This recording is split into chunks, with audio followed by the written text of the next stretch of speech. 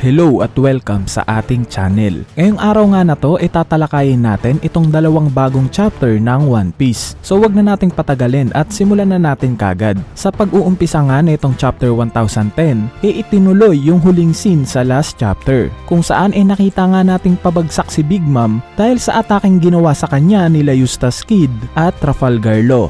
Sa next panel naman, dahil nga sa naalarma itong alaga ni Big Mom na si Prometheus na may masamang nangyari sa master niya, dito pinilit niyang makawala sa kulungan. Buti na nga lang at biglang sinugod ni Kaido si Zoro para tuluyan ng makawala si Prometheus. Pero bago pa nga maabutan ng amba ni Kaido itong si Zoro, nagawa ng mateleport ni Trafalgar Law si Zoro at gumawa ng counter-attack para siya na mismo ang umatake dito kay Kaido. Bali ang tawag nga sa ataking to ni Law antibacterial curtain. At nakita naman nating effective naman to kahit papano. Sa kabilang banda naman nakita nating matagumpay na nasagip ni Prometheus itong si Big Mom. At syempre dahil nga sa pagsagip na yon, sinabi ni Law na dapat daw pagtuunan nila Kid at Killer ng pansin si Big Mom. Dahil ang main objective nga nila sa ngayon yung paghiwalayin itong dalawang emperor na to. Nang sa ganun nga naman kahit papano makayanan nilang tumagal sa labanan. Sa next panel naman nakita nga nating nawalan na naman ng malay itong si Luffy. At gaya nga ng sa unang paghaharap nila ni Kaido kahit na nawalan ng malay si Luffy kitang kita pa rin yung eagerness sa mukha niya na hindi susuko sa labanan. At habang nilalait nga ni Kaido si Luffy, dito naman medyo napikon itong si Zoro. Kaya naman habang nagpeprepara nga ng atake,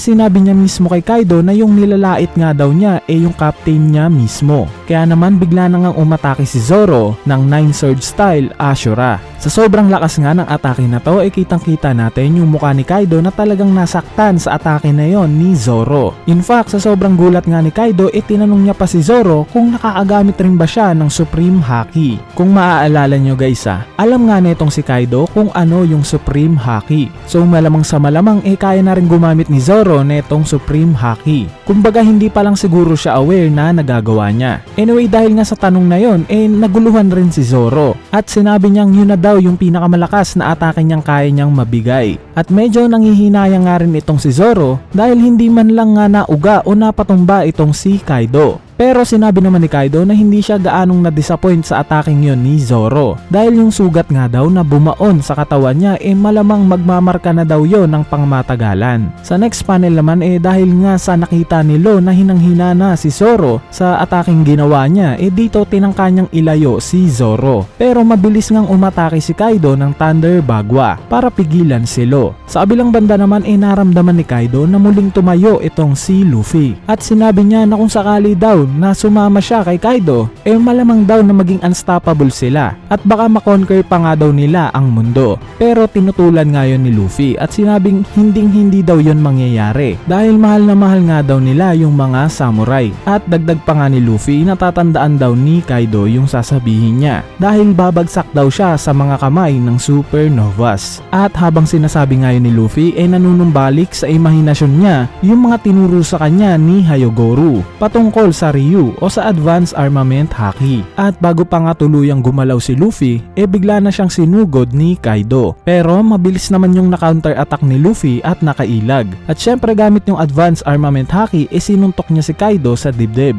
At dinagdagan pa nga niya ng uppercut. Sa sobrang solid nga ng atake na to ni Luffy pati si Trafalgar Law sobrang nagulat dahil sa yung suntok nga daw ni Luffy hindi man lang lumapat kay Kaido. Pero kitang kita niya kung paano nasaktan si Kaido. At dito matapang ang sinigaw ni Luffy sa mga kasamahan niyang supernovas na magpahinga muna sila dahil ngayon na daw yung oras para pabagsakin niya si Kaido. At dito na nga nagtapos yung chapter 1010. Bali mapunta na kagad tayo dito sa chapter 1011 dahil nga sa plano na itong mga supernovas na paghiwalayin sila Big Mom at Kaido para sa mas mataas na tsansa nilang pagkapanalo nakita natin itong sila Eustass Kid at Killer na nilalabanan si Big Mom. At dito nakita na nga nating inatake sila ni Big Mom. Sa next panel naman ay nakita nating nakawala na si Zeus sa pagkakakulong sa kanya ni Eustace Kid.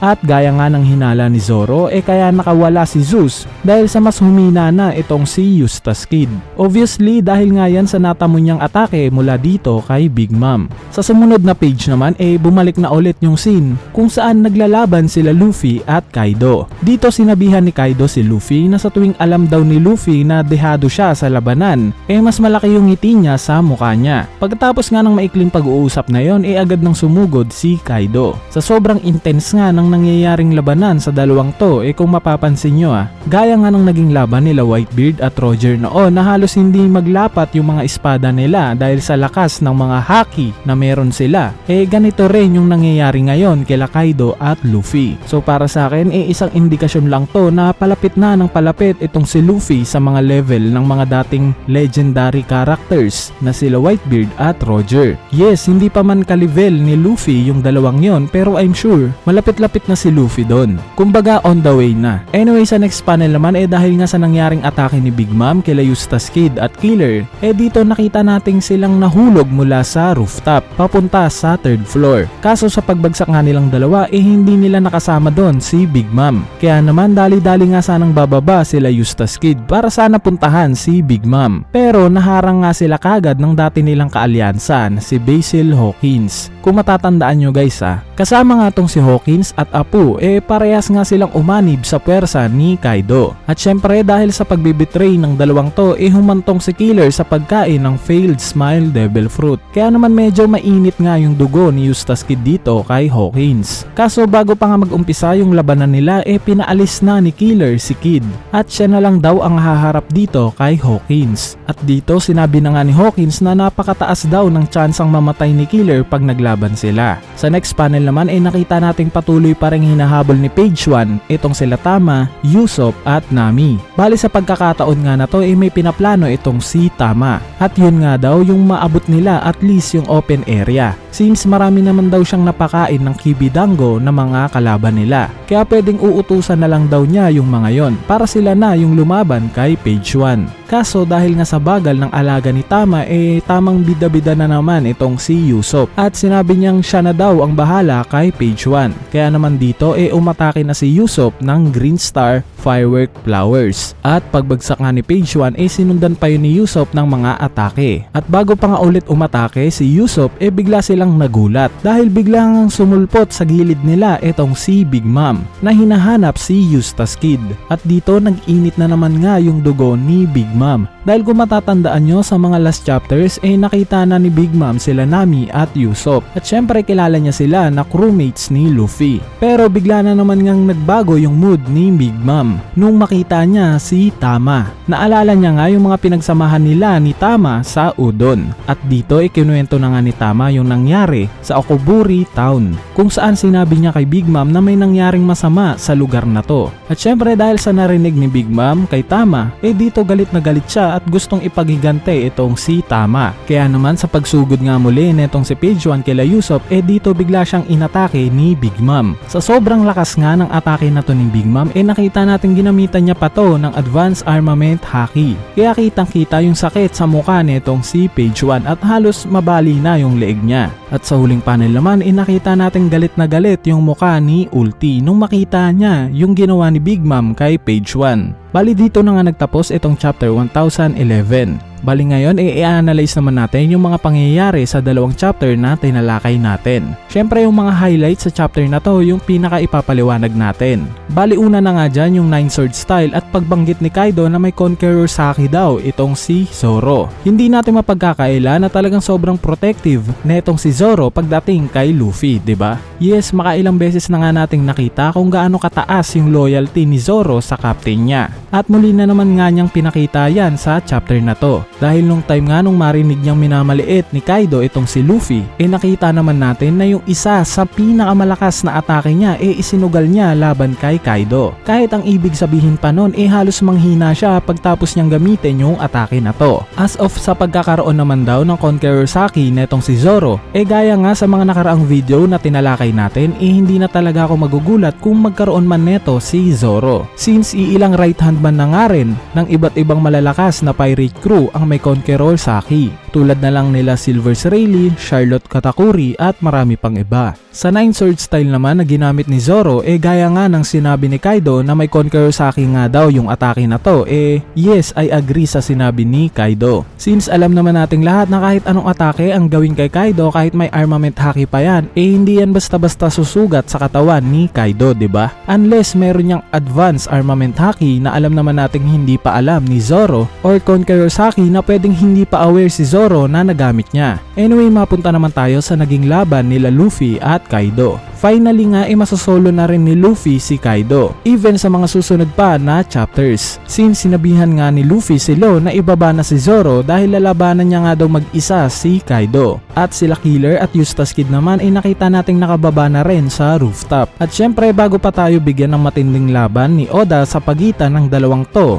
pinatikim niya na tayo ng konti sa pwedeng mangyari sa labanan nila. Kaya nga ng sinabi ko kanina, nakita natin itong dalawa na to na maglaban na halos hindi nagkakadikit yung mga atake nila. At syempre, as usual, alam naman natin pag ganitong medyo main event na, papatagalin ni Oda ng konti bago pa ipalabas yung laban ng dalawang to. Kaya possible na baka aluwin muna tayo ni Oda ng konti sa mga nangyayari sa ibaba ng rooftop, gaya ng kung ano na bang nangyari kila Jinbei, Robin at sa mga Scabbards. Anyway, sa chapter 1011 naman, pinakita nga na magtatapat daw itong sila Killer at Basil Hawkins. Though meron ngang hula o prediction itong si Hawkins sa kahihinatnan ng magiging labanan nila ni Killer, naniniwala pa rin akong pagtapos ng laban nila, babaliktad itong si Hawkins sa kampo ni Kaido at instead kakampi na rin kila Luffy. Sa part naman ng sitwasyon ni Big Mom, unahin muna natin yung scene kung saan nakita siya ni Zeus. So itong part na to, possible na magkaroon na naman ng tsansa itong si Nami na makuha ulit itong si Zeus. Since sa mga nakaraang chapters nga, nabanggit rin ni Nami na kailangan daw niya ng mas malakas pang thunder para matalo daw si Ulti.